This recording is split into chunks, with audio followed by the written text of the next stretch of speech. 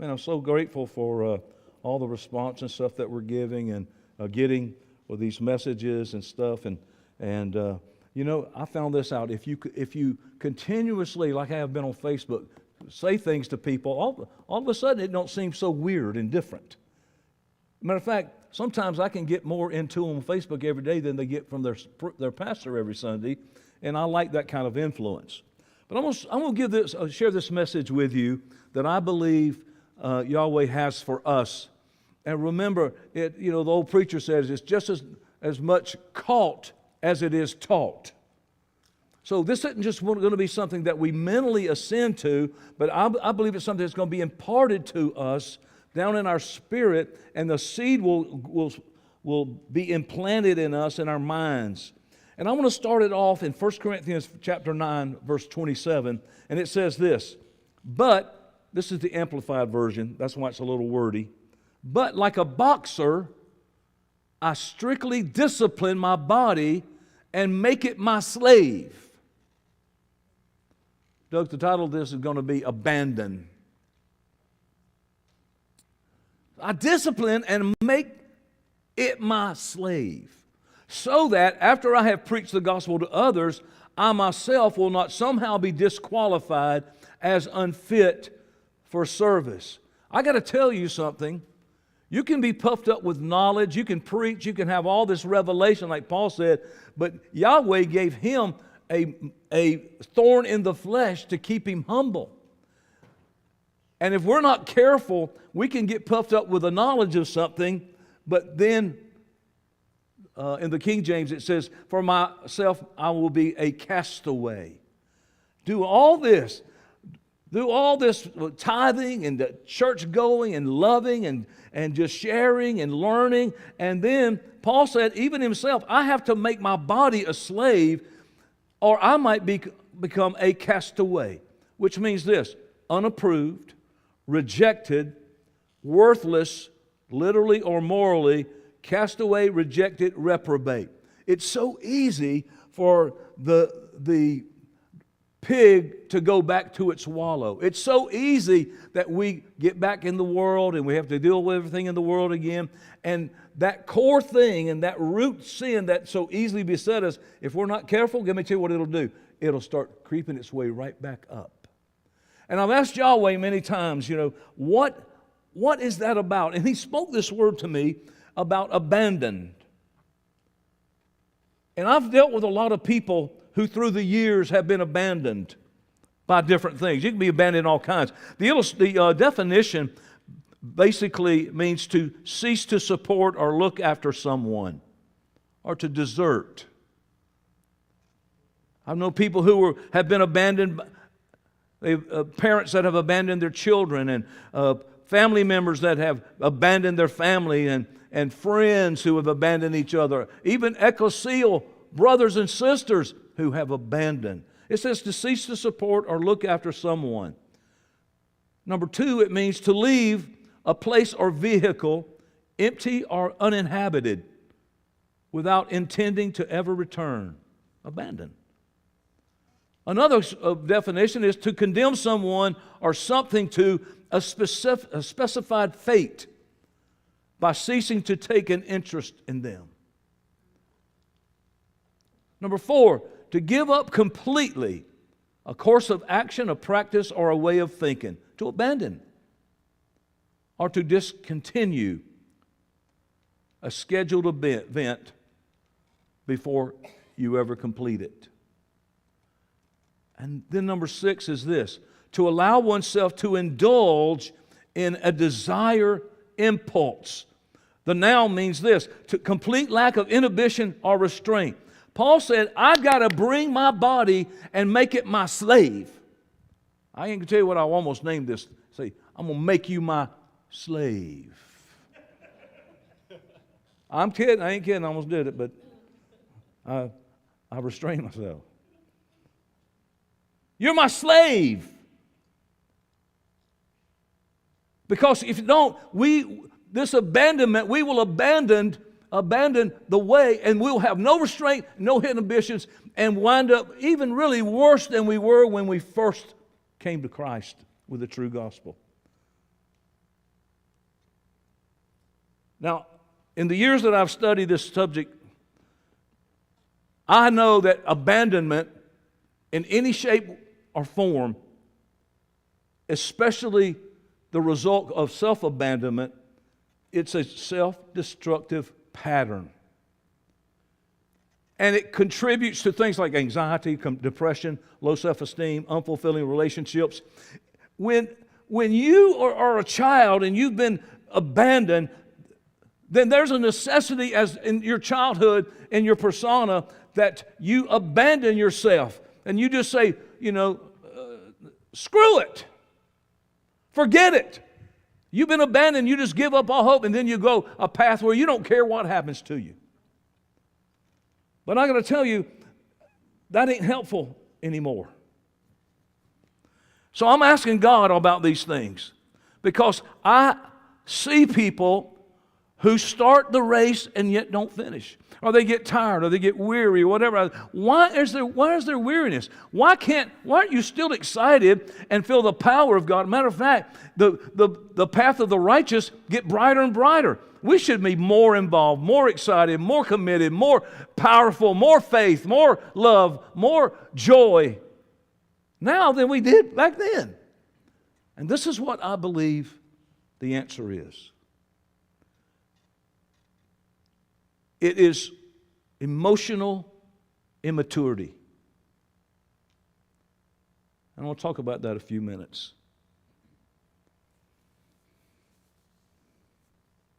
I'm a very emotional person. I know a lot of people that are. And people think when I say I'm emotional that means that I'm loud, or I'm emotional about this, or I'm like, yay! I get excited, about things. But that's not necessarily true. It's feeling deeply about things or circumstances that are important to us. And we can get emotional about it in a sense that we can be quiet and mad and angry. This morning, I want to ask us to be honest with ourselves.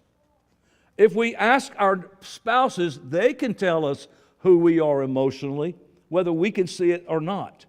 And if you're emotionally immature and you haven't developed your emotions, then when somebody tells you the truth about them, guess what? They get emotional about it and they get mad. And they have a immature reaction. I remember Alexis Armstrong. She could do the mad walk, couldn't she? She had a mad walk. When she get mad, she could stomp off like that. Slam doors, people slam doors. They have this response. So this morning, I want us to be honest with ourselves about our emotional responses to know whether or not, and let's judge ourselves. Have we attained emotional maturity? Have we come to a place of emotional stability? Most people give little or no thought to this area of emotions. We start life as babies, and we have to grow up. And most people never really fulfill their real purpose and mission because we have to grow up not only physically, but we also have to grow up mentally, spiritually, and emotionally. Most people think primarily of attaining physical development or maturity. How many of you remember when you couldn't wait till you were 8 years old? Then 9, then 12 years old. Then 13 years old. I can't wait till I'm 16. How many of you are saying, oh, wait? It ain't that I can't wait. I want time to stop. Slow down. Pull back. We think mainly upon that. And if it wasn't for the fact that we were forced in America to go to school and have an education, I don't think that most people would probably even take the initiative to develop their minds. I know as a kid, I wouldn't have gone to school to take math. I didn't want to take science. I didn't want to go to school, period. So what about our spiritual development? Well, I believe, and I think it's a fact, that the average person all around the world automatically, pretty much 100%, maybe 92%, 0.6, whatever you want to think, accepts the established religion of his parents and his country. If you were born in India, most people in India are Hindu. If you were born in Japan, you were either Shintoism or Buddhism. If you were an Arabic, you probably follow the Islamic religion.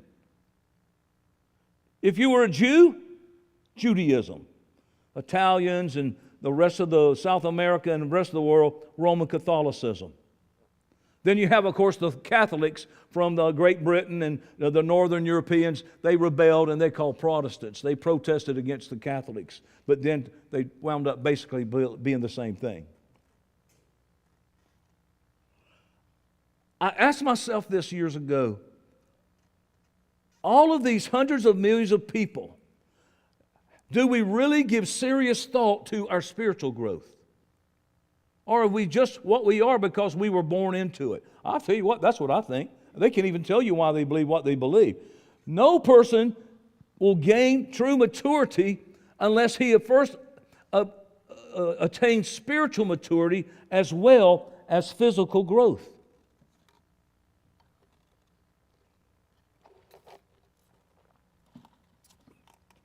Physical growth, spiritual growth, but guess what? I don't know many people that are working on emotional growth or see that there's even a need of it. Even though I have found for me, and I've seen it in other people, the secret of happiness is what? To have emotional maturity, to have a developed, mature, emotional life. So what does that mean? What does it mean, Johnny, to have emotional maturity? What does it mean to have your emotions grown up, fully developed? Not many people even think about it because we try to physically grow up, but yet our emotions will make a grown man act like a big baby. I thought I'd hear something on that. A grown woman, sweet as pie, get ugly. A beautiful woman can get ugly if she has immature emotions. One of the real secrets of being happy and staying happy and fulfilling all these things is having the ability to have developed our emotions according to the Scriptures and God-likeness. You're never going to grow up until you grow up physically, mentally, spiritually, and emotionally. So years ago, when I first started wanting to develop myself emotionally, it's not an easy thing to do. But what I did, I wanted to look for maybe a college that had the, emotional maturity university. If they had a basketball team or a football team or something that somebody could help me, I couldn't find anything anywhere back then that taught you anything or even mentioned how to control your emotions. Even though it's the key to you being happy. You can have all the knowledge about the gospel and Yahweh and Yahshua and all that, but if you don't have power over your emotions, if you haven't developed them up, I want to tell you what, you're going to have a struggle with any kind of relationships, and you're going to have internal dialogue that's going to rule you and cause you to do things that are so reactive that it's just self-inflicting. I think it's something that needs to be taught. I don't think most people will take the time to teach it to themselves. Nobody's born with it. So where is it? It's got to be learned like everything else. It's got to be developed. We are born as little helpless babies, and when you're born as a baby, you don't know anything. We don't come equipped with the instinct that dumb animals have. I've heard people call them a dumb beast, but listen to this. One time I saw a calf being born. It's pretty amazing. That big thing coming at that calf being birthed, dropped on the ground. Now when that cow, that mama cow, whatever you call it, I don't know what a bull is. When that mother cow started having labor pains, I guess she has labor pains. Wouldn't you think they would have labor pains? They don't call it that, but it's going to hurt a cow coming out of you. She don't go to the hospital. They don't count how many minutes the labor pains are apart. These so-called dumb animals don't go to the hospital. She don't have an obstetrician there waiting and a bunch of nurses. That cow didn't have a delivery table, and nobody was there to say, push, push, push. That cow's just standing there in a barn or in a pasture.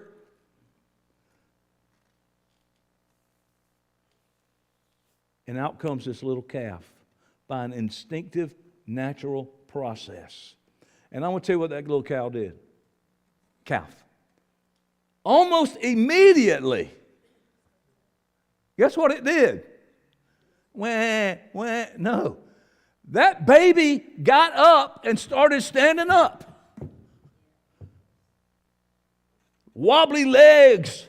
Nobody helped it. And in a few minutes, that little cow who was just in there, who is now out here, is standing up on its own. Nobody taught it to walk. Come to Daddy. Like humans. That baby calf didn't have to wait a year to learn how to walk. It stood up and it started walking at once. And then there was no one there to teach it where to go. Somehow, this baby that was in there, baby calf, that landed on the ground, stood up on its own, began to walk on its own with nobody teaching it anything. Guess what it did? It knew where to go. It had an instinct built automatically in that calf's brain, and it went right to dinner. No one tells it or teaches it where the dinner's located. It didn't say, okay, now, see that right there? See those? That's dinner. That mother cow, and what does she do? She just simply stands stupidly by waiting for that calf to come and get dinner. It's amazing. But there ain't no newborn baby like that.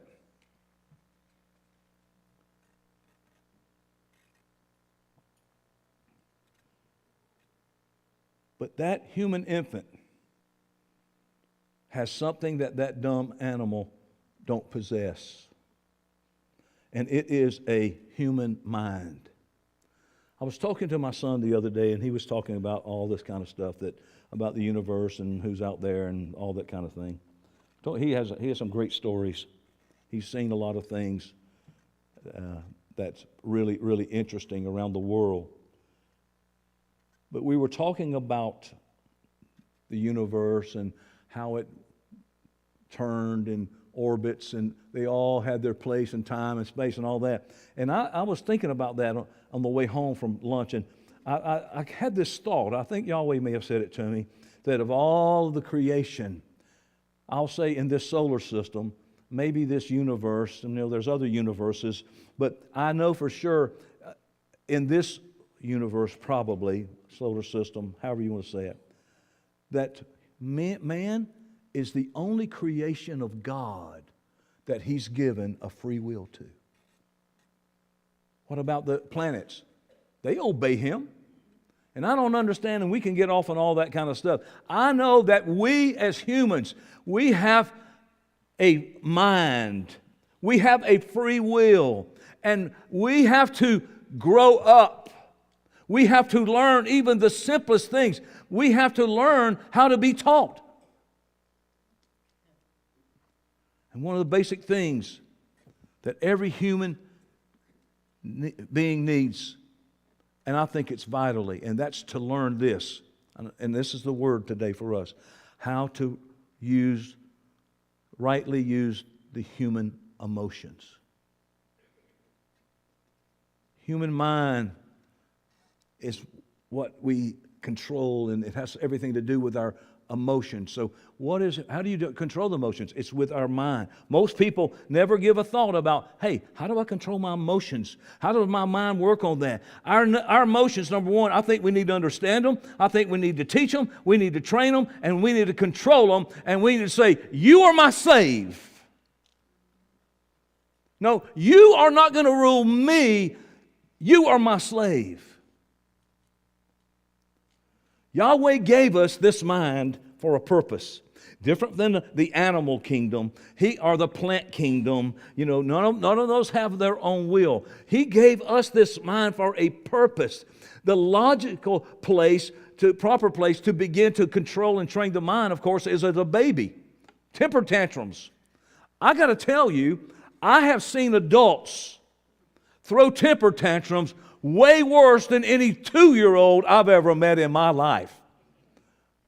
It is embarrassing to be in the presence of a big stinking baby who don't have their mind developed. They don't have any self-control of anything, and they think they can say what they want, how they want, and do whatever they want to whoever they want to anytime they think they feel like doing it. That's ugly. I said, that's ugly. The primary grades, they say from 1 to 5 or so, that's when you learn a major percent of what you really learn in life. So I say this, first of all, if we're talking about children, I think that the teaching of the mind to control the emotions is first to be taught by the parents in the home, and sadly it is.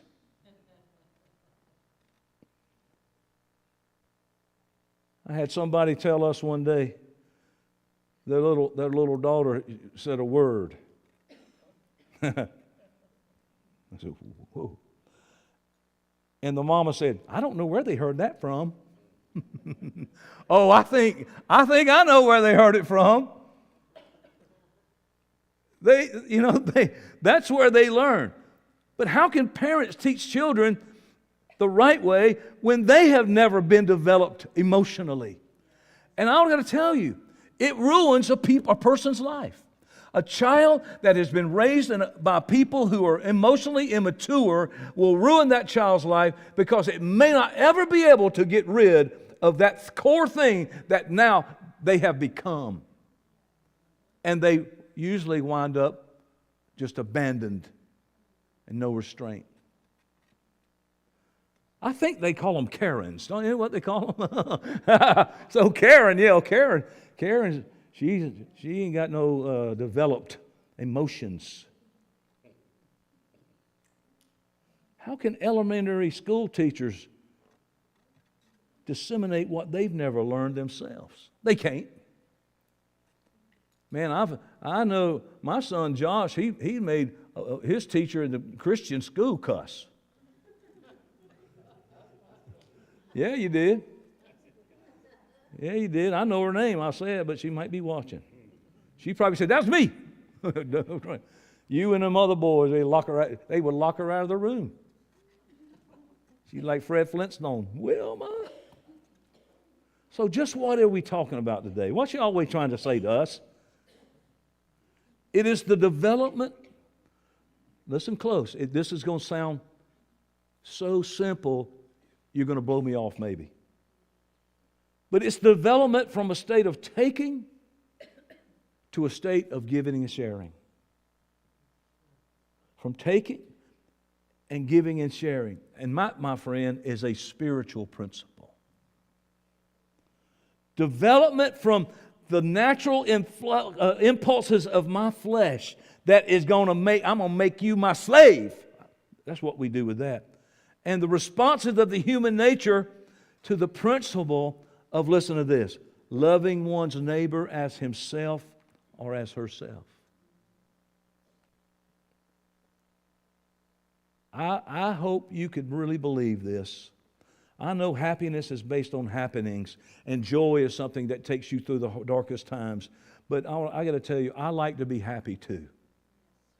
And I believe Yahweh has given us the tools and the ability to develop and grow to a place that we can find happiness through the control of our emotions, and that the key of happiness and the recipe for happiness is what I'm talking to you right now.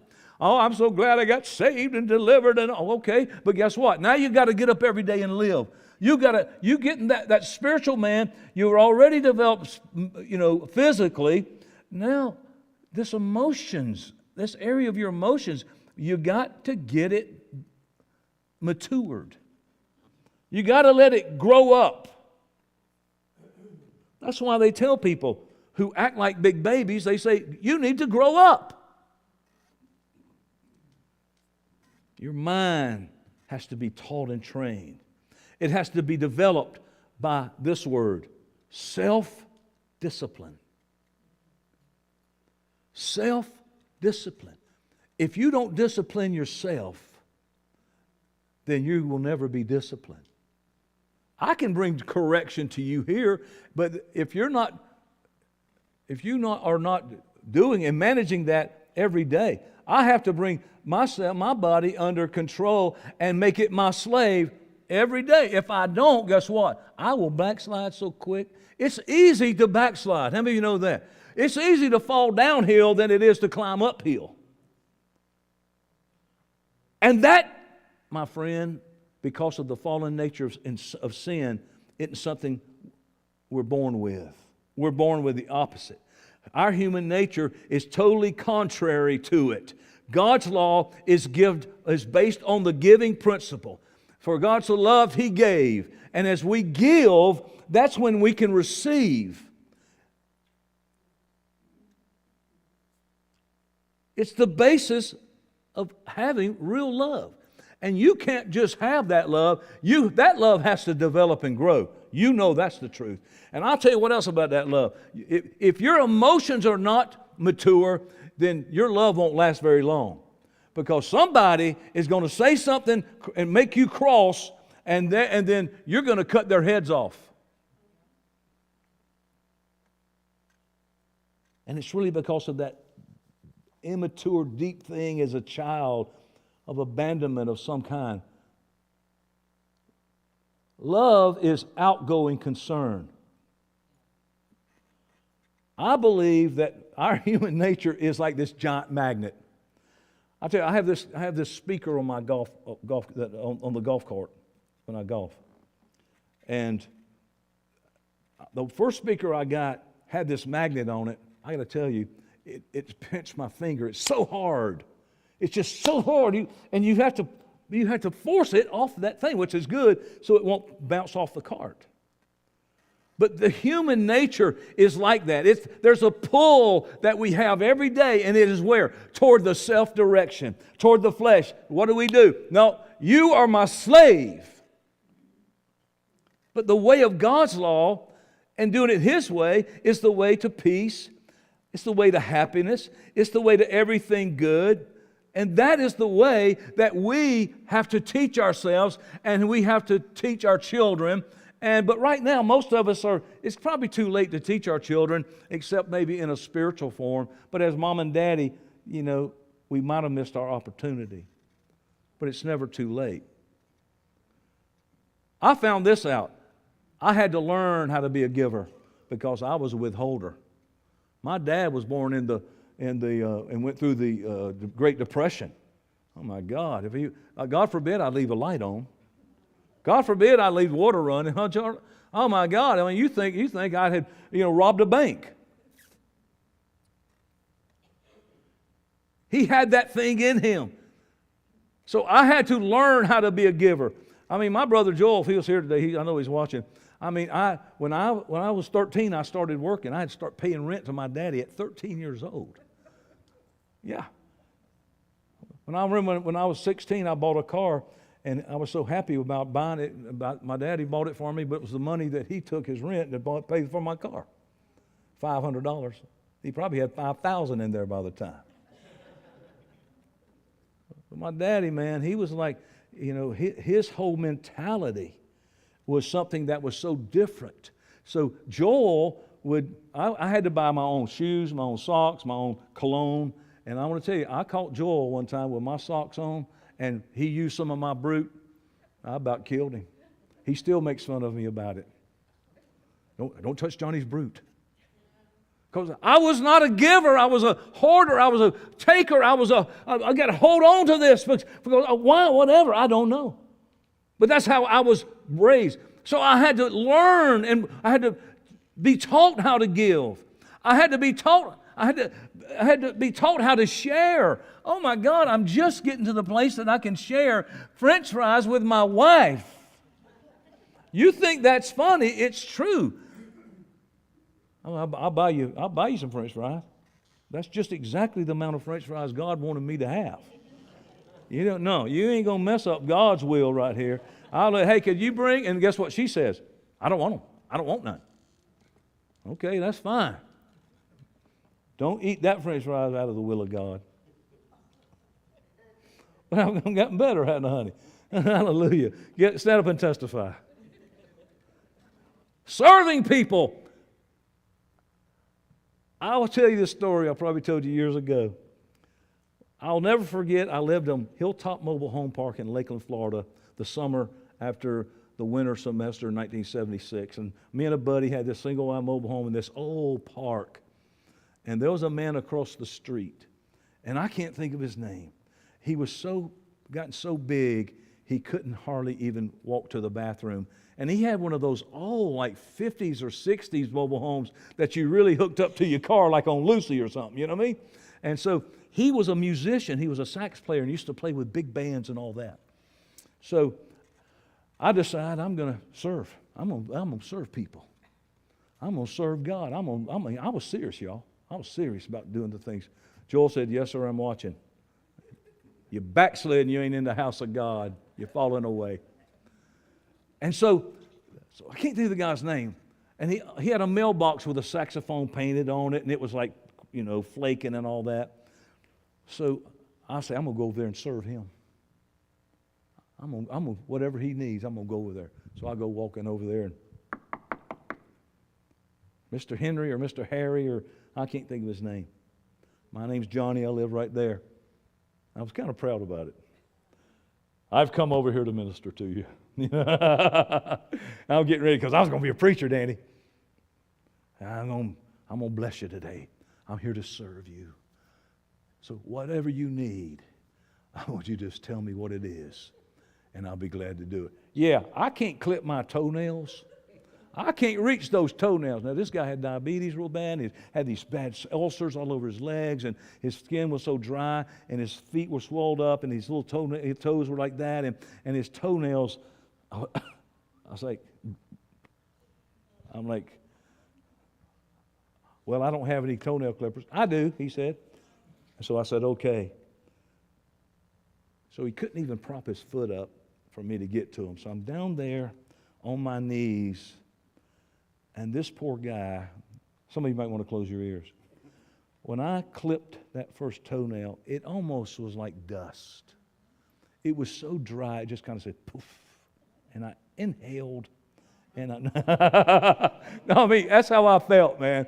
I said poof, poof. I'm serving God. I got the big toe, said boom. I had to learn to serve because I had to bring my flesh and make it my slave.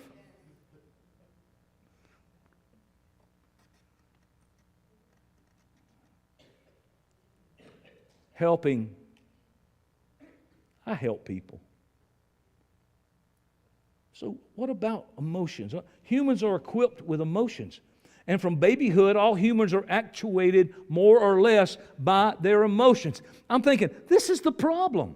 This is the problem why people quit serving God, and they have marital problems and they have relationship problems, because they don't know how to manage emotions. They have them, but they're still abandoned to no restraint. They just wide open. Whatever they feel like, they do it. I heard a person tell me one time they were proud of the fact, well, I tell you what, if I feel it, I say it. Don't be proud of that. That's not good. Well, that's just how I am. I know. Undeveloped emotions. So see, what my job is to get y'all to the finish line. That's my job. Hey, go, let's go, let's go. To get y'all there. And I know this, and I've seen it time after time of people fall to the wayside and abandon God and everything that He has and their vision and their hope and all that. They would abandon it, and I believe the reason why is because they never brought their emotions into adulthood, for lack of a better term, full maturity. From babyhood, we are actuated by emotions. I mean, you can have those emotions driving in a car. Somebody cuts you off. You can have those emotions when somebody says something that, don't sit right with you. Emotions are feelings. This is what I believe they are. They aren't just feelings, they are disturbances. My emotions will disturb my peace, my joy. It will disturb my walk with God. It will disturb my relationship with people that I love. And it will build a wall against me. And usually when you respond a certain way that is immature and absolutely not giving, not spiritual or Christ-like, guess what? Now you done build a bigger wall. Because that person then, their emotions going to bounce back at you. Yeah, mama.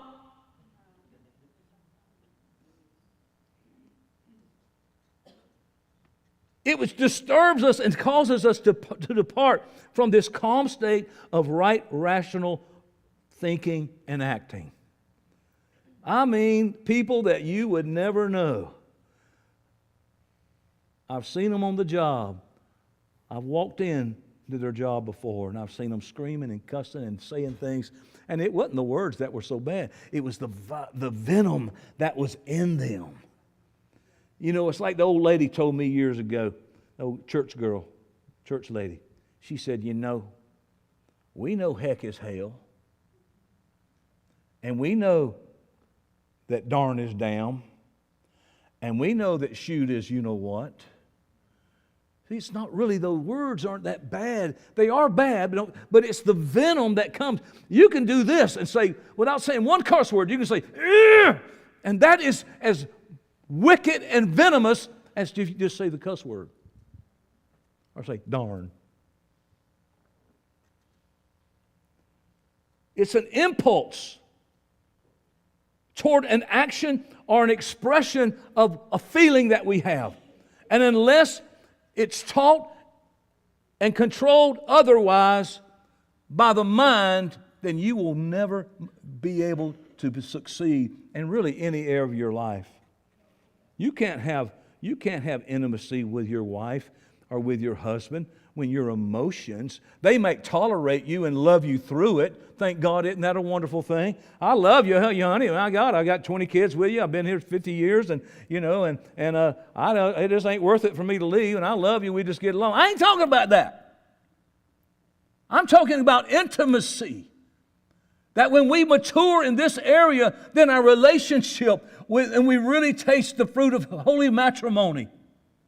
That we really experience what God says and He has for us. But as long as we have these uncontrolled emotions, I'm going to tell you what, you will blow up yourself in every aspect of everything in your life. Fear, feelings of anger, resentment, jealousy, hatred, grief, sorrow, surprise, desire, elation, and joy. And I got to tell you, those emotions are the root of your mood. When people are emotionally immature, they are usually moody because they have not been able to control their moods because they don't have a developed emotional system.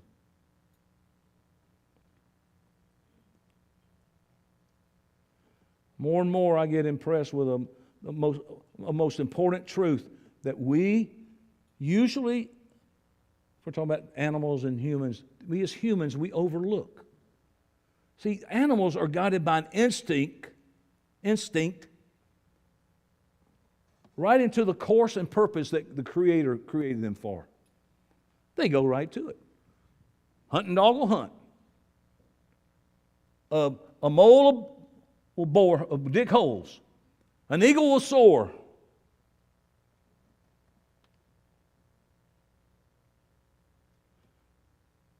But man is given these powers and the potential for things that are infinitely higher. He said, okay, look what I've made and set before you, life and death. You have the ability and the potential to enter the God family and live forever. That cow don't. I think a lot of people would like to be a cow. Just have the instinct, I get up, I can do that. But God has given us this opportunity. And the Spirit of God in us imparts to our brain the powers, and it empowers our human mind, and it gives us an intellectual, and it has given us a spiritual quality. Dumb beasts cannot appreciate good music. I know it soothes the savage beast, but they're not like saying, we're gonna rock down to electric. I mean, the cows don't do that back part. They can't appreciate nice art. They can't acquire scientific knowledge or weigh facts or make decisions or render judgments or exercise self-discipline or develop character. They cannot attain access to a union with the Creator of all things, the uncreated one, Yahweh. We have that potential. And people still just want to be out and dumb cows out in the pasture chewing their cud. Same old cud. Bow your head, close your eyes, come to Jesus. God, pray prayer. Bow your heads, close. I mean, I'm going to tell you, they preach that same message every day, every Sunday. Not only can they not attain access in union with Yahweh, they can't become begotten of Him. Listen, as His very child. Somebody believe me today.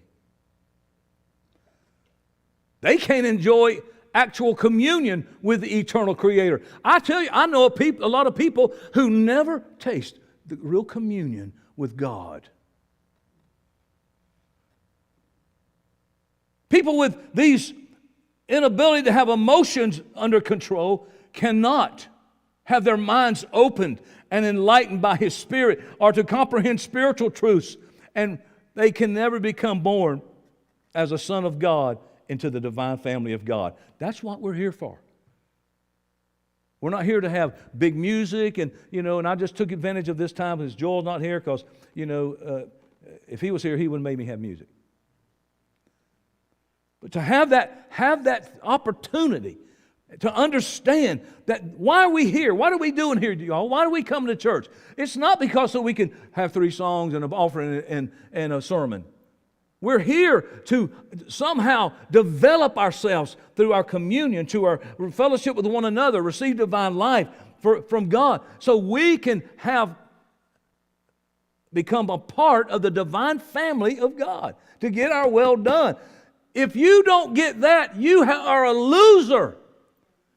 You have lost everything. I don't care if you got houses you have, cars you have, money you have, or whatever you have. That's all borrowed anyhow. One day you will not be able to experience none of that. And that day comes soon, and we've talked about that. Listen, we are here today to develop spiritual character, to become like the supreme God, Yahweh, the uncreated one. And you have the propensity for that to happen in you now. A lot of us spend all of our faith and stuff on this temporal stuff. And I get it, we gotta have a job, we gotta work, we gotta buy a house, we gotta buy a car, we gotta pay. Everywhere I go, they want money. Y'all know that's right? Everywhere I go. I mean, we was eating the other day, yesterday, and they brought me a bill. We had wings, wasn't that much. We had the wing special, didn't we, honey? 5 wings and onion rings. And they still wanted me to pay for it. Is it crazy or what? They want it everywhere we go. I know this, that we are at this time, And all of that I've just talked to you about will come through the marvelous human mind that Yahweh gave each and every one of us. But I want to tell you what, it's a terrible thing to waste your mind. It's a terrible thing to waste your mind. We come to the knowledge of God. How? Through our mind. One realizes sins and repents of it. Why? Where? In the mind. God's Spirit entering is the spirit of a sound mind. He's given me not a spirit of fear, but of love, power, and a sound mind.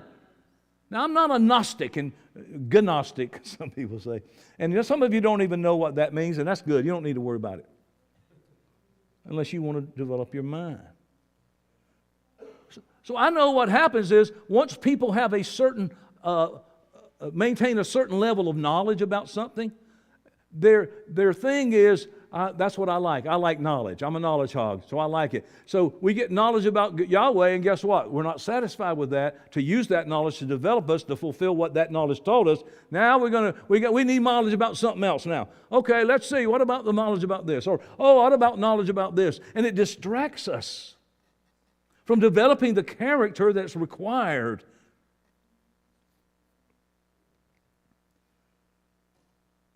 Emotional maturity is developed also where? In your mind.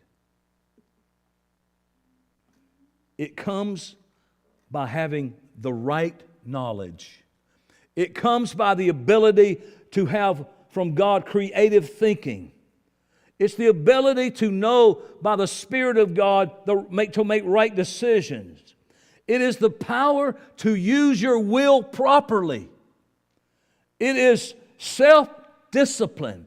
It is this: I'm going to make my flesh my slave.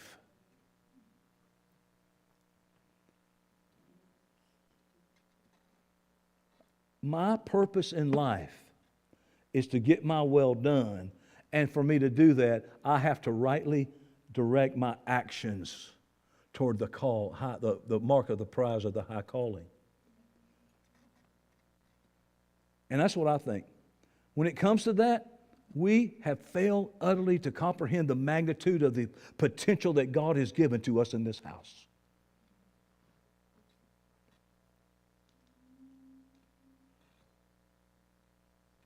People who haven't developed emotionally allow themselves to act thoughtlessly. They do things on impulses. They do things with feelings, with moods, emotions being swayed and causing troubles and tragedies, it moves them into that through troubles and tragedies and sufferings and dumb, stupid things we do.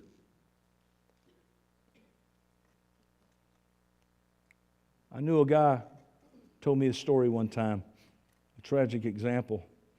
This man was very highly educated. He was a teacher, and he assumed the responsibilities of educating youth, but he had never learned the central truth of what life is really about. I see people every day almost who have no idea what life is all about. They don't understand. They think they're supposed to do whatever, but they don't ever know. This guy did have some knowledge about geology and astronomy and math and literature. He was a school teacher. But he had required just a little bit of knowledge about himself. He didn't even know what he was about or what that was about. His moods, he didn't know nothing about feelings, his drives, his impulses, his desire.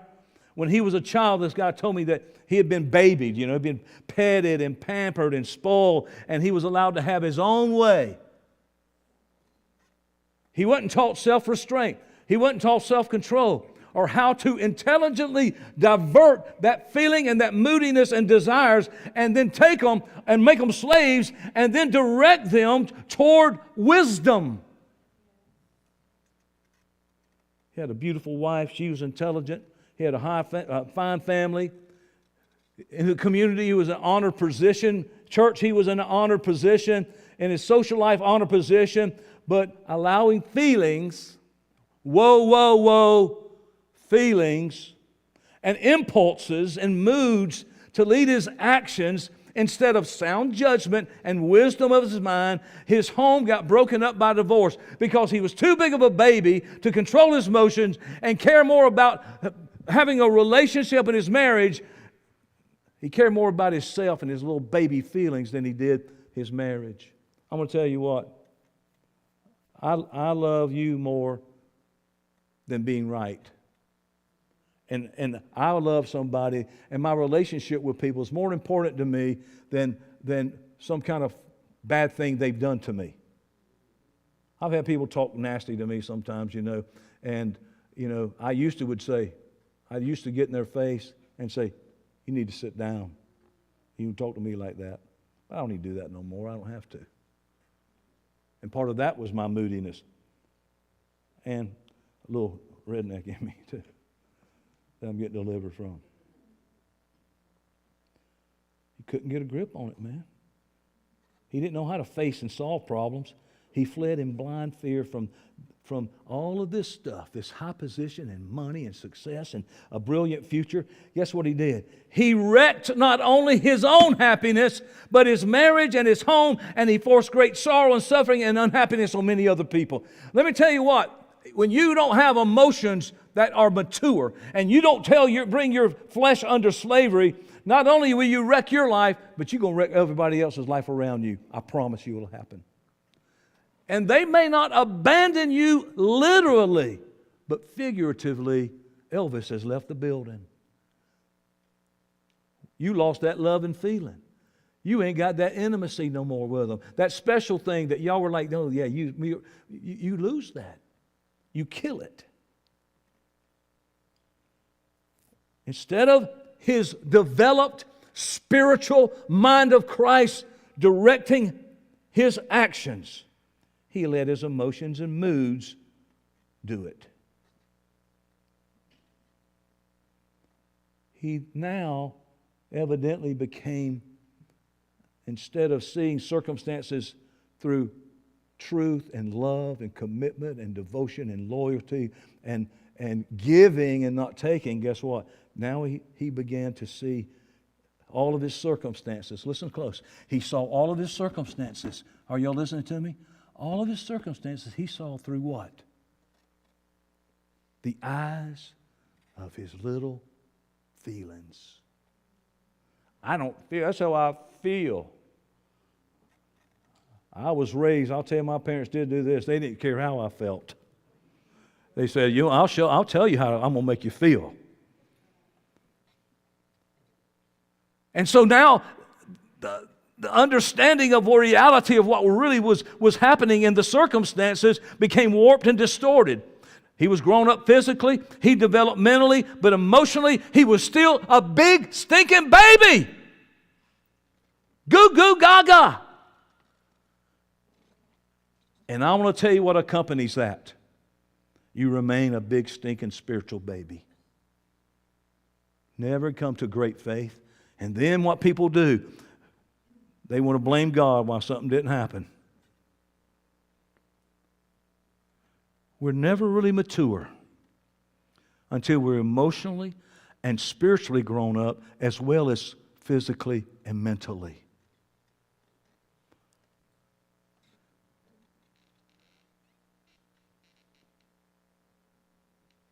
Now that don't mean that we have no emotions or that we're emotionless. It means that the truly emotionally mature people control their emotions. But they do not, did I say this right? Anesthetize. You almost have to have a lift to say it. Anesthetize. We don't anesthetize our feelings, our emotions. We don't do that. At the right time and in the proper degree, enthusiasm, happiness, and joy express themselves under the control of the slave that we've made our flesh. I got to tell you, I'm very emotional, and I have deep gratitude. Deep gratitude. Deep gratitude for my God. For my God and the blessings that I have. I want to tell you, I have joy every day that I see that God has never failed me one time. I've never seen the righteous forsaken or his seed begging for bread. Can you say that's true? He's blessed us. We're blessed. But somebody that sees their circumstances through the eyes of their feeling, they can't even see the good. And then they become ungrateful.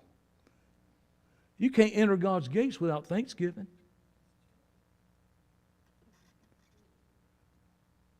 I have deep feeling of reverence and adoration in my worship for God. And I recognize that I'm nothing and He's everything.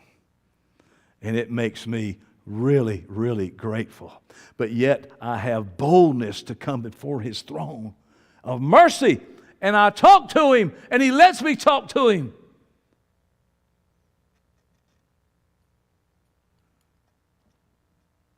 I have sincerely deep compassion toward others, and it has outgoing concern. I want to tell you why. Because I am developing my emotions. I'm not walking by my feelings. I have put them under submission. Now, I'm still working on it, okay? I'm using me as an example to tell you, if I can do it, you can do it. And if you can do it and I can do it, we can do it. And that's what we need. When your emotions are healthy and mature, you're going to express sympathy and you're going to have mercy for people. We're not talking about, we're crucifying the flesh, not the emotion. It controls and guides us with the right knowledge and true wisdom. My emotions are a wonderful thing. I love it. I love to have joy. I love to have all those things. And it develops hand in hand with my physical, mental, and spiritual growth. These four things that blend together into the perfect spiritual destiny for the very purpose of why anybody was ever even born. That's your destiny. Your destiny is to be conformed into the image of Yahshua. Anything else you think is your destiny is not. That's just temporary stuff. I'm destined to be a preacher. No, I'm not destined. I'm destined to be this. No, you're not either. We're destined to get our well done. We're destined to fulfill what God has for us in the earth. And I want to tell you, it has brought me very great and rewarding and lasting happiness. That don't mean I don't wake up sometimes moody. But you know it, you see it, you deal with it, and you bring your flesh under slavery. All right, let me finish this. Number one, how am I going to say this? Many, and I got to say, especially people of lesser education, let themselves go to an emotional extreme. Not just people like that, but people who haven't, at least some people who have had education, they've had the discipline of having to go to school, go to class, get there and this. I mean, there's been some type of discipline when you go to college or you go to places of higher learning where maybe you don't have. And people remain these emotional mere babies. And it never occurs to people, this is my experience with people, I've had a lot, to put any check or control on their emotions. You ever been to a store and you see somebody and you're like, my God, can't you control yourself? Shut up. Karen, as we said earlier.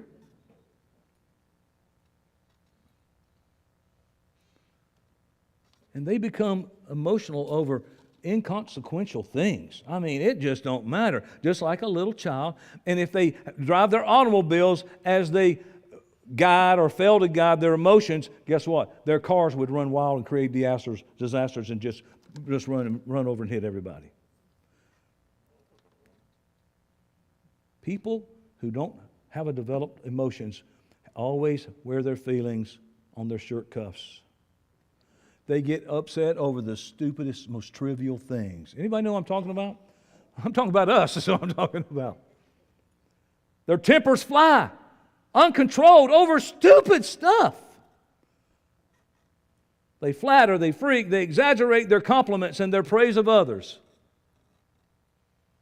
They gossip and they slander and they speak evil of others behind their back. They continually feel jealousy and resentment over anybody that has any excessive jubilation. They're not happy because you're happy.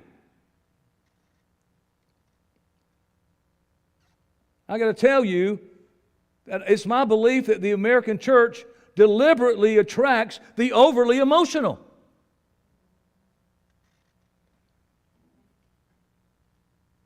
They'll get you into a upheaval of getting you pumped up, music going, and and they're singing and praising and doing all that kind of stuff. Preachers work on that emotions and to, that's one thing I don't have to do because I'm not a great orator or a great speaker. I am a great messenger. I just ain't a great orator, and I ain't going to get up here and, practice my crying like some preachers do. Isn't that right, Kim? In between services, the 8:30 and the 10, they used to look in their makeup mirror and practice crying because they think that's what moves people. They encourage uncontrolled outbursts of emotional responses. That's right, come on, say it, praise Him, praise Him, praise Him, praise Him. They work it up.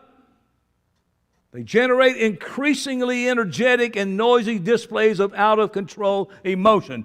Somebody let me just talk a minute, okay? Because I know what I'm talking about. That's the world I left. I didn't see Yahshua doing any of that. And He got results. Where was His band? Jesus Christ and the Disciples. Oh, that was Andre, wasn't it? That would have been a great name for a band. Why didn't he have a band back then? I don't know what they played. Tong, dang, dong, dong, ding, whatever. The disciples didn't have that pattern. They didn't do any of that. Let me tell you what. And that's where we're not going to have it either. You be emotional if that's real to you, but I'll tell you what, it ain't going to be because I'm over here trying to get something out of you.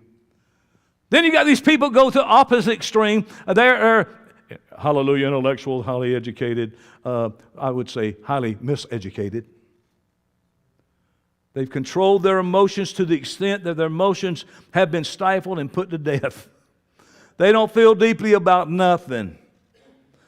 They're utterly devoid of real sincerity and any depth of real gratitude or any feeling of compassion or real sympathy for creation. They're like dead fish.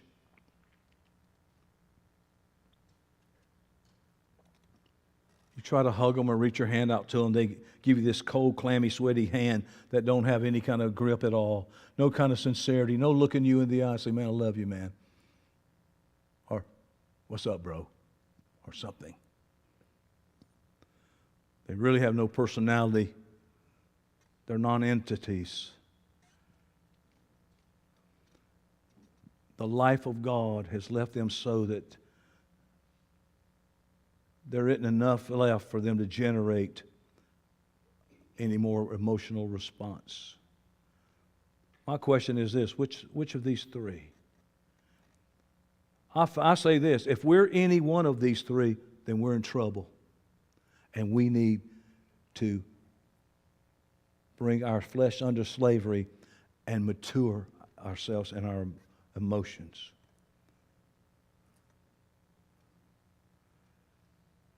I'm going to stop right here.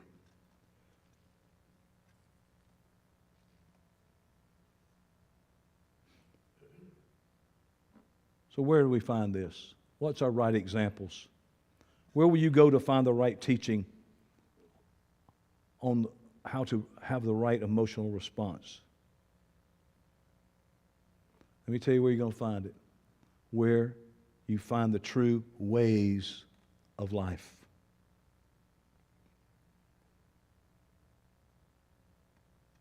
In the truths and the ways of ecclesial life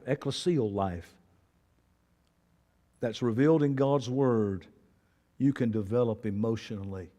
But if you don't, you will not only abandon, but you will be abandoned. I hate it, but it's just what happens.